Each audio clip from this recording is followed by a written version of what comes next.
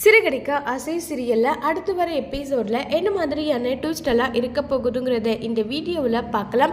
மீனா பார்த்திங்கன்னா கோவிலில் இருக்க எல்லார்கிட்டையும் எங்கள் கடை மேலே இப்படி ஒரு சும்மா பொய் சொல்லி எங்களுடைய கடையை ஒட்டுமொத்தமாக எடுத்துட்டாங்க, இதுக்கு நீங்கள் தான் ஒரு வழி சொல்லணும்னு சொல்லிட்டு இருக்கவங்க எல்லாரையுமே கையெழுத்து வாங்கி அதுக்கான வீடியோ எல்லாமே சத்யாவும் மீனாவும் சேர்ந்து ரெக்கார்ட் பண்ணிட்டு இருக்காங்க. இன்னொரு பக்கம் செல்வம் ஆஃபீஸர் கிட்ட பேசி லஞ்சம் கொடுக்குற மாதிரி செட் பண்ணுறாங்க. இதை முத்து வீடியோ எடுத்துட்டு இருக்காங்க. இந்த பக்கம் முத்து இந்த வேலை செய்ய மீனா கோவிலில் இந்த வேலை செஞ்சுட்டு இருக்கும்போது சிந்தாமணியோட ஆளுங்க பார்த்தீங்கன்னா மீனாவுடைய ஸ்கூட்டியை திருடிட்டு போயிடுறாங்க. இதை பார்த்து மீனா கதறி அழுதுட்டு இருக்காங்க. சத்யா, உன் மாமா எனக்காக ஆசையை வாங்கி கொடுத்த ஸ்கூட்டி இப்படி ஆயிடுச்சேடான்னு சொல்லி ரொம்ப வருத்தப்பட்டு ஃபீல் பண்ணியும் பேசிட்டு இருக்காங்க. அப்போ உடனே இங்கே பாருக்கா, நீ கவலைப்படாம இரு, கண்டிப்பாக ஒரு ஸ்கூட்டி வந்துடுன்னு சொல்லிட்டெல்லாம் பேசி ரொம்ப வருத்தப்பட்டுட்டு இருக்காங்க. அடுத்த ட்ராக்காக பார்த்தீங்கன்னா இப்போ நம்ம ஸ்ருதி செஃபை ஆள் எடுக்கணும்னு சொல்லிட்டு ஒவ்வொருத்தருக்கா இன்டர்வியூ வச்சுட்டு இருக்காங்க. நம்ம ரவியோட அசிஸ்டண்ட்டே பார்த்தீங்கன்னா நம்ம ஸ்ருதி கிட்ட வேலை கேட்டு வராங்க. இங்கே பாருங்கள், என்னுடைய ஃபேமிலியில் இருக்கவங்களுக்கும் நீங்கள் சமைச்சு கொடுக்கணும், அவங்களுக்கு ஓகேனா தாராளமாக உங்களை நான் செஃபை எடுத்துக்கிறதுல எனக்கு எந்த பிரச்சனையும் கிடையாதுன்னு சொல்லிக்கிட்டு இருக்காங்க. இதை கேட்டதுமே சரி சொல்லிடுறாங்க.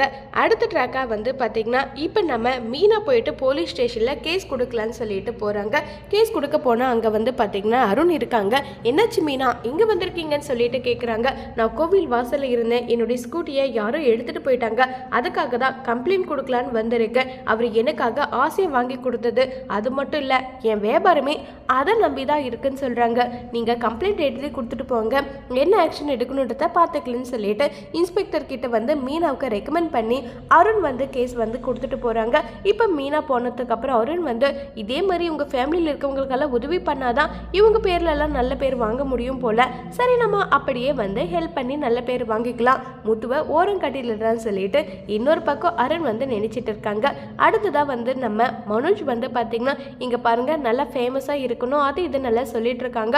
அப்போ விஜயா டே மனோஜ் எதை பற்றி தான் பேசிகிட்டு இருக்க, இல்லைம்மா இன்னொரு ஷோரூம் ஓப்பன் பண்ணலான்னு இருக்கேன்னு சொன்னதும் உடனே அண்ணாமலை, எங்கே பாருடா இப்போதான் ஷோரூம் ஓரளவுக்கு நல்லா போயிட்டுருக்கு, இப்போ உடனே ஷோரூம் ஆரம்பிக்கணும்னா அதுக்கு என்ன பண்ண வச்சுட்டு இருக்கேன்னு சொல்லிட்டு கேட்குறாங்க.